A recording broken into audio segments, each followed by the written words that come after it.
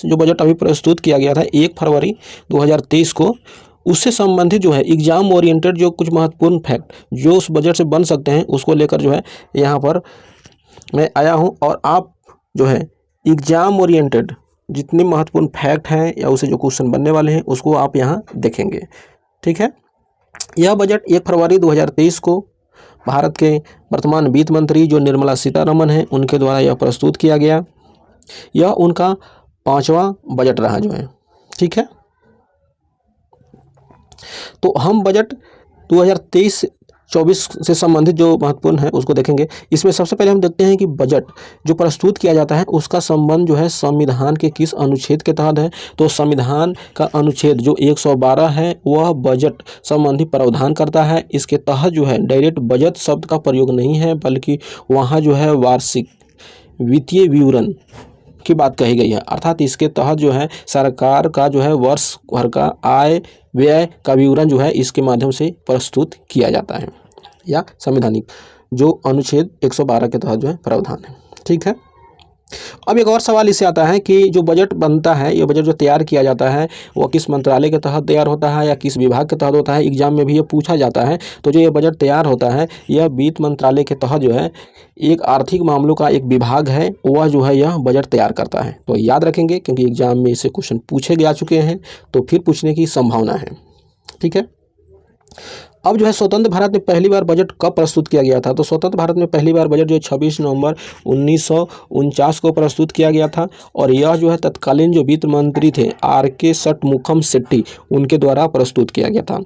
हालांकि भारत में सबसे पहली बार जो बजट है 7 अप्रैल 1860 ईस्वी को जेम्स विल्सन के द्वारा जो प्रस्तुत किया गया था। लेकिन जो स्वतंत्र भारत का जो बजट है वह 1947 में 26 नवंबर 1947 को प्रस्तुत किया गया था या पेश किया गया था। यह जो है RK षटमुखम शेट्टी के द्वारा प्रस्तुत किया गया था। ठीक है, अब देखते हैं बजट में। बजट जो इंडिया, हम जानते हैं कि यह अमृत काल के विजन का जो है प्रथम जो है बजट है, क्योंकि हम पिछले साल अमृत काल में प्रवेश कर चुके हैं। और जो अमृत काल है इसके लिए जो सरकार ने अगले जो 25 वर्ष में क्या करना है और भारत की प्रगति को किस प्रकार से आगे ले जाना है उसके लिए लक्ष्य निर्धारित किए हैं। तो उसके तहत जो है सरकार जो है यहाँ बजट में भी ये बात जो है दिखा गया है कि बजट में जो है इंडिया एट 100 के तहत पहुँचने के लिए 4 परिवर्तनों की पहचान की है। और वो परिवर्तन कौन से हैं? तो वह जो परिवर्तन है वह स्वयं सहायता समूह के माध्यम से महिला सशक्तिकरण है। अर्थात इसके तहत बढ़ावा दिया जाएगा। PM जो है कौशल सम्मान योजना या PM विकास योजना जो है पर्यटन को बढ़ावा देना, हरित विकास, ये जो है इनकी 4 जो है पहचान की गई है इस 100 माने कि इंडिया एट 100 तक पहुंचने के लिए जो है। ठीक है, फिर जो है बजट जो 2023-24 जो प्रस्तुत किया गया है यह बजट जो है 7 जो है प्राथमिकताओं आधारित है। अर्थात इनमें जो है पूछा जा सकता है कितनी प्राथमिकताएं हैं। तो इसमें जो है 7 प्राथमिकताओं को निर्धारित किया गया है। और वो प्राथमिकताएं कौन कौन सी है? तो वह समावेशी विकास और संरचना तथा निवेश, अंतिम छोर तक पहुंचना, क्षमता को उभारना, युवा शक्ति, वित्तीय क्षेत्र तथा हरित विकास। ये जो है 7 इसके जो है प्राथमिकताएं हैं इस बजट के। ठीक है, तो ये ध्यान रखें जो इनकी प्राथमिकताएं हैं उनको जो है इसके आप रिवीजन करें। ठीक है, बजट 23-24 में जो सरकार ने जो है कुल प्राप्तियां तथा कुल व्यय, इस बजट में जो है सरकार कुल प्राप्तियां तथा कुल व्यय जो अनुमानित की है वह है 27.2 लाख करोड़ रुपए। फिर जो है यह कितना है? यह प्राप्तियां है। सरकार का मानना है कि 27.2 लाख करोड़, यहाँ लाख छूट गया है, सॉरी, आप इसे ऐड कर लेंगे। अर्थात 27.2 लाख करोड़ जो है सरकार को प्राप्ति का लक्ष्य है। और 45 लाख करोड़ रुपया जो सरकार जो है व्यय करने का लक्ष्य अनुमानित है सरकार के अनुसार। ठीक है, वर्ष 2022-23 में जो राजकोषीय घाटा को लेकर जो है यह सरकार ने बताया कि संशोधित रूप से जो है इसे 6.4%, हालांकि यह पहले भी अनुमानित था भी कि हाँ कि जो 22-23 का जो वर्ष होगा उसमें जो है 6.4% जो है राजकोषीय घाटा रहने का अनुमान था। और इसे फिर संशोधित रूप से भी इतना ही इसे बताया गया है, 6.4% जो है। ठीक है, फिर जो है बताया जा रहा है कि 23-24 में जो है राजकोषीय घाटा कितना रहने का अनुमान है? तो 5.9% रहने का अनुमान है। और जो 25-26 तक जो इस राजकोषीय घाटे का कितना से कम करने का लक्ष्य रखा गया है? तो वह जो है आपको 4.5% जो है कम करने का लक्ष्य रखा गया। अर्थात 4.5% जो है रहने का अनुमान कहाँ 2025-26 तक उससे कम रखने का अनुमान किया गया सरकार के द्वारा। तो ये जो है राजकोषीय घाटा हो गया, क्योंकि एग्जाम में अक्सर यह जरूर पूछा जाता है कि यह जो है यह VBI है आपके लिए, क्योंकि यह ध्यान रखना होगा, क्योंकि एग्जाम में अक्सर जो है राजकोषीय घाटा, राजस्व घाटा, प्राथमिक राजस्व घाटा, प्रभावी राजस्व घाटा, इस तरह के जो है क्वेश्चन पूछते हैं कि ये सरकार कितना लक्षित रखी है। ठीक है, राजकोषीय जो घाटा होता है यह जो है राजकोषीय घाटा, यह जो है कुल व्यय और कुल राजस्व का अंतर होता है। इसमें जो है उधारी, सरकार जो उधारी लेती है वो शामिल नहीं किया जाता है जो, ठीक है। फिर जो है 2023-24 के लिए जो है राजस्व घाटा जो है कितना रहने का अनुमान है, सरकार ने इसके लिए निर्धारित किया है कि 2.9% राजस्व घाटा रहने का अनुमान है। प्रभावी जो राजस्व घाटा होगा वह 1.7% होगा और प्राथमिक राजस्व घाटा होगा 2.23% रहने का अनुमान है। ठीक है, तो राजस्व घाटा को आप ध्यान में रखें कि 2.9% और 1.7% जो प्रभावी राजस्व घाटा, और प्राथमिक राजस्व घाटा जो 2.3% रहने का अनुमान है जो है। ठीक है, जो ये राजस्व घाटा है यह कुल राजस्व प्राप्ति और कुल राजस्व व्यय का जो है यह अंतर होता है, ये जो राजस्व घाटा होता है। ठीक है, जो प्रभावी राजस्व घाटा होता है, जो प्रभावी राजस्व घाटा होता है, इसमें जो है सरकार जैसे संपत्ति के निर्माण के लिए जो अनुदान लेती है वो इसको इसमें शामिल नहीं किया जाता है जो है। ठीक है, प्रभावी राजस्व घाटा में जो है, तो उसको घटाने के पश्चात जो है राजस्व घाटा में से जो बचता है, जो अनुदान संपत्ति निर्माण के लिए जो नहीं, वही जो है प्रभावी राजस्व घाटा होता है जो है। ठीक है, तो इस प्रकार से जो ये लक्ष्य निर्धारित किए गए हैं इसे आप जरूर ध्यान में रखें, क्योंकि एग्जाम में यही सब क्वेश्चन पूछे जाते हैं कि कितना सरकार ने जो है लक्ष्य रखा है जो है।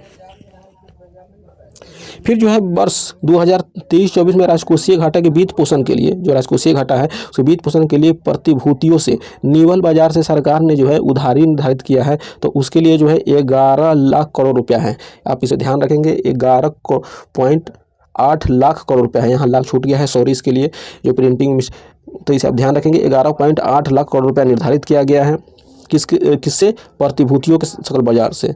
फिर जो है सकल बाजार से कुल जो है उधारी लिया जाना है 15.4 लाख करोड़ होगा, सॉरी यहाँ पर जो है लाख ऐड कर लेंगे, 15.4 लाख करोड़ रुपया जो है निर्धारित किया गया है। फिर कहा जा रहा है कि पूंजीगत निवेश में कुल कितनी प्राप्ति का लक्ष्य रखा गया है। अगला जो प्रश्न है जो पूंजीगत निवेश है, तो याद रखेंगे जो निवेश से लेकर एग्जाम में क्वेश्चन निश्चित रूप से पूछा जाता है, तो इसमें आप ध्यान रखेंगे 10 लाख करोड़ रुपये का जो है निवेश प्राप्ति का लक्ष्य रखा गया है। कितना, 10 लाख करोड़ रुपया प्राप्ति का लक्ष्य रखा गया है। ये जरूर पूछा जाएगा एग्जाम में, क्योंकि यह पिछली की तुलना में यह अधिक निर्धारित किया गया है और यह जो है मोस्ट इम्पोर्टेंट है फॉर कमिंग एग्जामिनेशन, क्योंकि निवेश पर ज़्यादा ध्यान दिया जाता है। देखिए बजट में रेलवे पर भी जो है व्यय करने का जो लक्ष्य निर्धारित किया गया है वह 2.4 लाख करोड़ रुपया जो है रेलवे के लिए बजट निर्धारित किया गया है, और यह जो है 2013-14 था उससे जो है 9 गुना अधिक है जो है यह बजट है जो है। ठीक है, रेलवे के लिए जो 2.4 लाख जो है करोड़ रुपया निर्धारित किया गया। फिर जो नई कर व्यवस्था के तहत जो कितनी राशि तक कर छूट की जो है सीमा निर्धारित की गई है, तो जो नई कर व्यवस्था है उसके तहत जो है 7 लाख रुपया कर छूट का प्रावधान है। कितना जो है 7 लाख रुपया तक जो है कि कर छूट का प्रावधान है। नई कर व्यवस्था के तहत जो है 7 लाख रुपया तक जो है कर छूट का प्रावधान है, अर्थात इसके तहत जो है यह जो कर है 7 लाख रुपया जो कर है, इसके तहत अगर कोई व्यक्ति बिना किसी योजना में निवेश किए हुए अगर 7 लाख की राशि पर कर छूट लेना चाहे तो वह ले सकता है। इसके तहत जो है समान शब्दों में आप इसे ऐसे समझ सकते हैं कि जो ये नई कर व्यवस्था है उसके तहत जो है यह कर की एक नई रिजिम है, न्यू टैक्स रिजिम इसको कहा जा रहा है। इसके तहत जो है बिना किसी योजना में किसी प्रकार का निवेश किए हुए अगर जो 7 लाख रुपये तक छूट लेना चाहते हैं वो वैसे व्यक्ति ले सकते हैं। हालांकि जो कर स्लैब है सरकार के द्वारा जो प्रतिवर्ष जो है कर स्लैब जो है, जो आयकर स्लैब जिसको कहते हैं, वह निर्धारित करती है। इस बार भी जो है कर स्लैब का निर्धारित किया गया है। इसमें जो है 1 चरण पहले से 6 था उसमें घटा दिया गया है और उसमें जो है 5 जो कर स्लैब है उसको निर्धारित किया गया है इस आयकर स्लैब के तहत जो है। तो इस आयकर स्लैब में भी जो कर छूट की सीमा जो रखी गई है अर्थात 3 लाख, जिस व्यक्ति की आय 3 लाख रुपये तक है वह जो है उन्हें किसी प्रकार का कर देना नहीं होगा। तो एग्जाम में 2 चीज़ जरूर ध्यान रखेंगे, नई कर व्यवस्था के तहत जो है 7 लाख तक के लिए कर छूट की सीमा है, लेकिन जो आयकर स्लैब है उसके तहत जो है 3 लाख रुपये जिनकी आय होगी वह जो है कर उन्हें जो शून्य जो है कर देना पड़ेगा, अर्थात उन्हें आयकर से छूट है। कितने तक, 3 लाख रुपए तक जो है उनको छूट दिया गया है। लेकिन याद रखिए जैसे भी 3 से 6 जाएंगे, अगर हम जैसे 3 से 6 है तो 3 से 6 है तो उनके लिए जो है 5% फिर जो है 6 से 9 अगर हम जाते हैं तो उनके लिए 10% जो है वो लगना है। फिर जो है इस तरह से जो हम आगे बढ़ते हैं,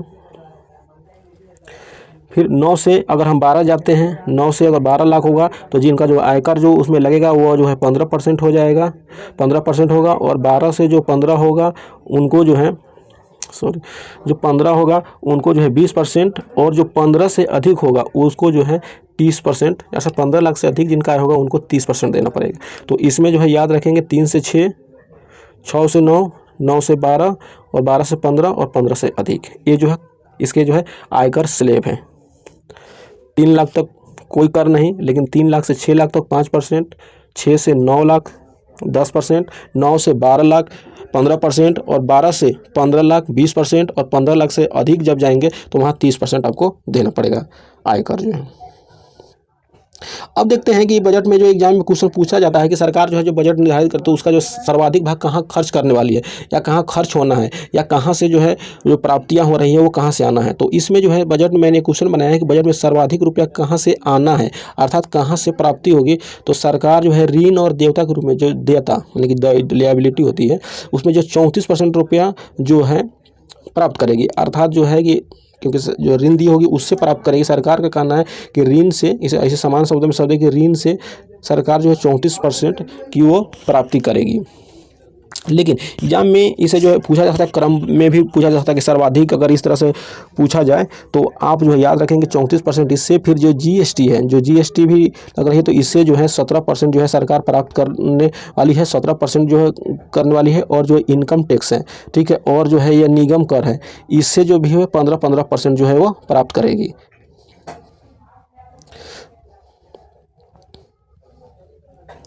अर्थात जो बजट में जो सर्वाधिक जो है रुपया जो सरकार प्राप्त करेगी इसके माध्यम से, अर्थात जो प्राप्ति का जो लक्ष्य है यह 34% जो है ऋण से, 17% जो जीएसटी से, और 15% आयकर और निगम कर। क्वेश्चन ये भी पूछा जा सकता है कि आयकर के लिए कितना निर्धारित किया गया है और निगम कर के लिए, तो दोनों के लिए आप ध्यान रखेंगे 15% जो है निर्धारित किया गया है। फिर जो है कहा जाए कि कहाँ खर्च होना है, अर्थात जो बजट है इसके माध्यम से सरकार जो कहाँ रुपये ज़्यादा खर्च करेगी, तो ब्याज भुगतान में ज़्यादा खर्च करेगी।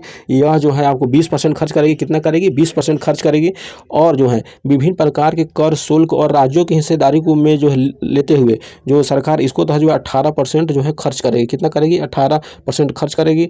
और लेकिन जो कल्याणकारी योजनाएँ जो है सरकार जो केंद्र स्तर पर जो योजनाएँ चला रही है उस पर जो है 17% जो है खर्च किया जाएगा सरकार के द्वारा जो है। तो इस प्रकार से ब्याज भुगतान में 20% और 18% जो विभिन्न प्रकार के कर शुल्क या राज्यों की हिस्सेदारी में 18%, और जो केंद्र स्तर पर जो कल्याणकारी योजनाएं का निर्धारण किया सरकार जो योजनाएं चलाएगी उसमें जो 17% खर्च किया जाए। तो इस प्रकार इस बजट का पूरा लेखा जोखा एक तरह से हो गया यहाँ पर। देखिए अब जो है विभिन्न प्रकार के जो लक्ष्य है वो देखिए क्या कह रहा है कि क्षेत्रीय हवाई अड्डे संपर्क हेतु हवाई अड्डे और हेलीपैड बनाए पुनर्विकास किया जाएगा। तो यह कितना किया जाएगा ये चीज़ें जो है, तो इसमें जो है 50 जो है हेलीपैड का निर्धारण जो है सरकार वो करेगी जो है, ठीक है। प्राथमिकता प्राप्त क्षेत्रों के लिए, प्राथमिकता प्राप्त क्षेत्र के लिए ऋण की उपलब्धता हेतु एक निधि की स्थापना की जाएगी और इसका जो नाम रखा गया है शहरी और अवसंरचना विकास निधि, जिसको UIDAF भी इसका जो इंग्लिश नाम है, यहाँ छूट गया था। इसे जो शहरी और अवसंरचना विकास निधि अर्थात अर्बन इंफ्रास्ट्रक्चर डेवलपमेंट जो है फंड, इसका जो है नाम रखा गया है। अर्थात किसके लिए, एक चीज़ ध्यान रखिएगा, यह जो है प्राथमिकता प्राप्त क्षेत्र के लिए ऋण की उपलब्धता हेतु एक जो है फंड की व्यवस्था की गई है। सरकार बोल रही है कि हम एक फंड स्थापित करेंगे, वो शहरी और संरचना विकास निधि होगा जो है, ठीक है। स्टार्टअप और शिक्षाविदों के द्वारा नवाचार और शोध की सुविधा हेतु एक नीति भी बनाई जाएगी और वह नीति कौन सी होगी? राष्ट्रीय डेटा नीति। राष्ट्रीय डेटा नीति। डेटा के शेयरिंग के लिए, सुरक्षा के लिए कौन सी लॉकर की एक व्यवस्था की जाएगी? Digi locker. तो एक चीज़ ध्यान रखेंगे, राष्ट्रीय डेटा नीति और डिजी लॉकर जो शिक्षाविदों नवाचार शोध की सुविधा को बढ़ावा देने हेतु किया जाएगा जो है, ठीक है। देखिए राज्य और संघ राज्यों के वैकल्पिक उर्वरकों के प्रयोग को बढ़ावा देने के लिए, अर्थात कहा जा रहा है कि राज्य को जो है वैकल्पिक रूप से वैकल्पिक उर्वरकों को बढ़ावा देने के लिए एक योजना शुरू की जाएगी। वह कौन सी योजना है? तो वही योजना है PM प्रणाम योजना, अर्थात राज्य संघ राज्यों को वैकल्पिक उर्वरकों के प्रयोग को बढ़ावा देने के लिए वह योजना चलाया जाएगा, पीएम प्रणाम योजना। तो यह ध्यान रखिएगा, पीएम प्रणाम योजना बहुत ही महत्वपूर्ण योजना है। यह राज्यों के द्वारा जो है वैकल्पिक उर्वरकों को बढ़ावा देने या प्रोत्साहित करने के लिए यह योजना जो है चलाई जाएगी या शुरू की जाएगी। इस यह जो है इससे किसानों से संबंधित जो योजना है और राज्यों को इससे भी फायदा है, क्योंकि राज्य ही प्रोत्साहित करेगी और यह जो किसानों को इससे लाभ मिलेगा। जो क्षेत्र में बच्चों एवं किशोरियों के लिए देखिए कहा जा रहा है कि बच्चों एवं किशोरियों के लिए एक पुस्तकालय खोला जाएगा, जिसे राष्ट्रीय डिजिटल पुस्तकालय का नाम दिया गया कि एक राष्ट्रीय डिजिटल पुस्तकालय की भी स्थापना की जाएगी। तो याद रखेंगे इसको। देखिए नवीकरणीय ऊर्जा पर लगातार जो है सरकार जोर दे रही है। इसी दिशा में बढ़ते हुए जो एक राष्ट्रीय हरित हाइड्रोजन मिशन भी कहिए कि शुरू किया जाएगा और इसका लक्ष्य भी निर्धारित किया गया है। इसके तहत जो राष्ट्रीय हरित मिशन 2030 तक 5 मिलियन मीट्रिक टन जो है वार्षिक इसका उत्पादन का लक्ष्य रखा गया है। एक चीज़ आप ध्यान रखें, राष्ट्रीय हरित हाइड्रोजन मिशन क्या नाम रखा गया है, राष्ट्रीय हरित हाइड्रोजन मिशन जो है शुरू किया जाएगा। यह 2030 तक जो है यह 5 MMT अर्थात 5 मिलियन मीट्रिक टन जो है इसका उत्पादन का जो है लक्ष्य रखा गया है, राष्ट्रीय हरित हाइड्रोजन मिशन। फिर जो है कहा जा रहा है कि क्षेत्रीय अर्थव्यवस्था को बढ़ावा देने के उधर से गोवर्धन योजना। देखिए गोवर्धन योजना पहले से ही यह जो है प्रस्तावित योजना है या इसे राज्यों के द्वारा कोई राज्य में चलाया भी जा रहा है। तो इसके तहत जो है कहा जा रहा है कि 10,000 करोड़ रुपए के निवेश के साथ जो है एक संयंत्र स्थापित किया जाएगा। इसका नाम होगा अपशिष्ट से आमदनी संयंत्र केंद्र के रूप में जो है इसे स्थापित किया जाएगा। क्या किया जाएगा, अपशिष्ट से आमदनी संयंत्र केंद्र के रूप में इसे। और ऐसे कितने केंद्र बनाए जाएंगे, इसे 500 केंद्र बनाए जाएंगे। ठीक है, ये जो गोवर्धन योजना है ये देखिए एक तो सुरक्षा से संबंधित है, पशुओं के जैसे गोबर अपशिष्ट आदि को लेकर जो है, और उसका जो है एक तो सुरक्षा से संबंधित हो गया और दूसरा जो है ये आय हो गया, क्योंकि उनके अपशिष्टों का जो है विक्रय करके जो है आय की प्राप्ति होती है और उसे ऊर्जा भी इसमें जो है प्राप्त करने का जो है इसके तहत जो प्रावधान है। तो इस प्रकार से ये दोनों दृष्टि से है, एक आमदनी भी कर रही है और एक स्वच्छता की दृष्टि से भी महत्वपूर्ण है। तो इसे आप ध्यान रखेंगे जब इसकी चर्चा है यहाँ बजट में, तो गोवर्धन योजना को आप विशेष रूप से ध्यान रखेंगे। इसको जो है कह रहा है कि भारत ने देखिए पोषक अनाज बाजरा के संस्थान से संबंधित जो संस्थान इसको वैश्विक केंद्र बनाने के लिए एक उत्कृष्टता केंद्र के रूप में एक संस्था है उसको विकसित किया जाएगा। तो वो कौन सी संस्था को विकसित किया जाएगा, तो भारतीय बाजरा अनुसंधान संस्थान हैदराबाद को विकसित किया जाएगा। किसको किया जाएगा, भारतीय बाजरा अनुसंधान संस्थान हैदराबाद। देखिए 2023 को जो है मोटे वर्ष अनाज घोषित किया गया। हालांकि भारत जो है 2000 पहले से 18 से ही इसको लेकर जो है सशक्त और प्रस्तावित किया भी था।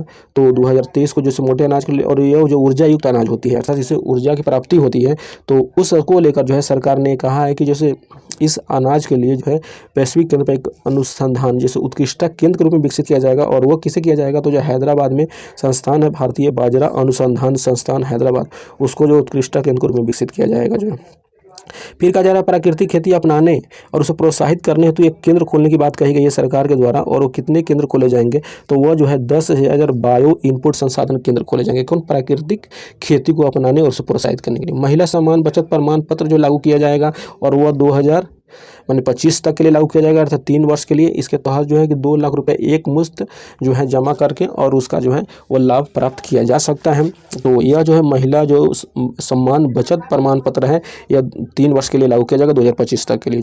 वरिष्ठ नागरिक बचत योजना जो जमा राशि है उसको जो बढ़ा दिया गया है इसके तहत, तो यह कितना बढ़ाया गया है यह क्वेश्चन है। तो इसके तहत जो है 15 से 30 लाख रुपये तक, कितना 15 लाख था उसे 30 लाख रुपया कर दिया गया है। कितना कर दिया गया है, 30 लाख रुपया कर दिया है। तो इसे ध्यान रखेंगे। प्रधानमंत्री कौशल विकास योजना 4.0 का लक्ष्य रखा गया है अर्थात सरकार जो है कौशल विकास की दिशा में लगातार प्रयास कर भी रही है और इसके तहत विभिन्न चरणों के माध्यम से आगे इसे बढ़ाया भी गया है। और इसी दिशा में बढ़ते हुए 4.0 को कहा जा रहा है कि प्रधानमंत्री कौशल विकास योजना 4.0 शुरू किया जाएगा। और इसके तहत जो है जॉब प्रशिक्षण, उद्योग, सोसाइटी, रोबोटिक, 3D प्रिंटिंग्स आदि को बढ़ावा दिया जाएगा। जो है फिर जो है भारतीय प्रशिक्षित योजना का भी एक प्रावधान है। यह कहा जा रहा है कि भारतीय प्रशिक्षित योजना जो है शुरू किया जाएगा। इसके तहत जो है क्या किया जाएगा, 3 साल में 4 लाख युवाओं को स्टाइपेंड दिया जाएगा। स्टाइपेंड दिया जाएगा जो है। फिर जो है कहा जा रहा है कि एक जिला एक उत्पाद जीआई उत्पाद अन्य उत्पादों की बिक्री को बढ़ाने हेतु केंद्र खोला जाएगा, और वो कौन सा केंद्र होगा, उसका क्या नाम होगा, तो वो देखिए कहा जा रहा है कि हर राज्यों की राजधानियों में एक यूनिटी मॉल को स्थापित किया जाएगा। और किसके लिए, एक जिला एक उत्पाद, या इसे कहे स्थानीय उत्पादों के क्रय बिक्री या उसे बढ़ावा देने के लिए यह यूनिटी मॉल को स्थापित किया जाएगा। तो इसे ध्यान में रखेंगे। देखिए स्किल सेल एनीमिया के उन्मूलन हेतु स्किल सेल एनीमिया के उन्मूलन हेतु एक मिशन शुरू करने की बात कही गई है। तो वो कौन सा मिशन होगा, उसका क्या नाम होगा, तो उसका जो नाम होगा स्किल सेल एनीमिया मिशन, ये स्किल सेल एनीमिया मिशन। और यह कब तक जो है इसे पूरा किया जाना है, 2047 तक पूरा किया जाना है। ठीक है, तो कौन सी मिशन शुरू किया जाएगा, स्किल सेल एनीमिया मिशन जो है। फिर जो इसी तरह से जो है और योजना है विशेष रूप से कमजोर जनजातीय समूह। ठीक है, इसको हम लोग जो है शॉर्ट में कहते हैं PBTGS।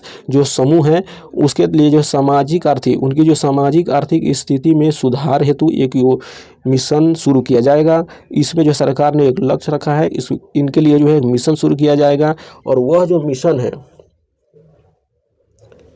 जो मिशन है इनका जो है नाम रखा गया है वह है प्रधानमंत्री PBTGS विकास मिशन, या इसे आप ऐसे कह सकते हैं विशेष रूप से कमजोर जनजातीय समूह, प्रधानमंत्री विशेष रूप से कमजोर जनजातीय समूह विकास मिशन, यह शुरू किया जाएगा। आप जानते हैं कि विशेष रूप से कमजोर जनजातीय समूह जिसे हम PBTGS समूह कहते हैं, इनके तहत जो है इसके लगभग देश के 75 जनजातीय समूहों को इसके अंतर्गत जो चिन्हित किया गया है, और वो बहुत ही सामाजिक आर्थिक रूप से कमजोर है, उनको जो है बढ़ावा देने के लिए सरकार जो है इस मिशन को शुरू करने के लिए भी कही है। हालांकि उस पर पहले से उनको बढ़ावा देने के लिए कार्य किया जाता रहा है।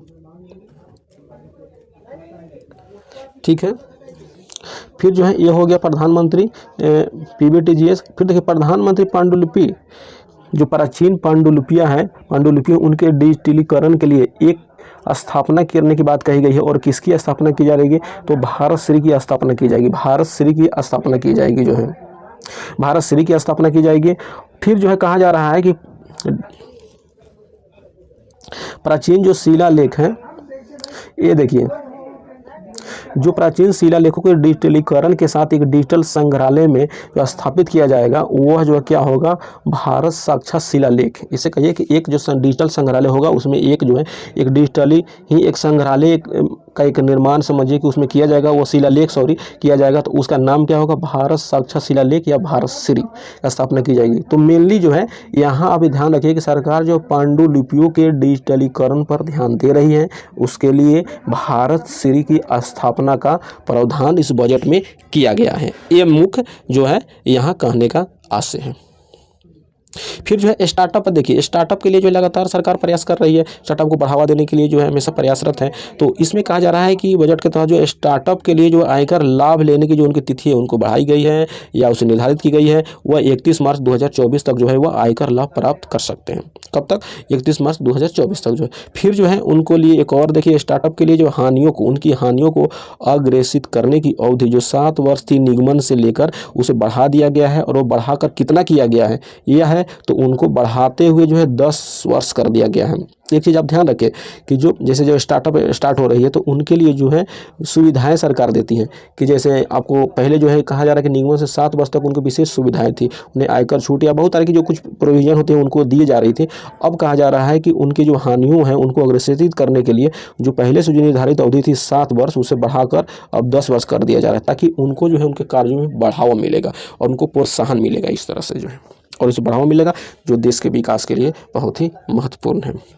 तो इस प्रकार दोस्तों जो एग्जाम में जिस तरह के प्रश्न पूछे जाते हैं उस पर आधारित कुछ महत्वपूर्ण प्रश्नों को, महत्वपूर्ण फैक्टों को हम जो यहाँ पर संग्रह करके लाए थे, ताकि जो है एग्जाम में जाने से पहले एक बार आप इसे रिवीजन करें, ताकि इससे संबंधित एग्जाम में जो प्रश्न पूछे जाते हैं उससे संबंधित जो भी प्रश्न आए आप इसके माध्यम से आसानी से उस चीज़ों को हल कर पाएंगे। क्योंकि एग्जाम में अक्सर जो है मैंने पूरा ध्यान रखा कि एग्जाम में किस तरह के प्रश्न पूछे जाते हैं। तो एग्जाम में अक्सर इस तरह के ही प्रश्न पूछे जाते हैं कि बजट में किस तरह का प्रावधान कोई योजना किया जा रहा है, चाहे टैक्स या जो राजस्व घाटा, ये सब तरह के प्रश्न पूछे जाते हैं। तो उसको मैंने यहाँ पर जो है कम समय में जो है लाने का प्रयास किया। तो इस प्रकार से जो है हमने जो है पूरी जो बजट से संबंधित जो महत्वपूर्ण प्रश्न बनते थे उसको हम लोग लाने का यहाँ पर हमने पूरा प्रयास किया। ठीक है दोस्तों, इसे रिवीजन करते रहिए जो एग्ज़ाम के लिए बहुत ही लाभकारी है। फिर मिलते हैं अगले वीडियो के साथ, तब तक के लिए धन्यवाद।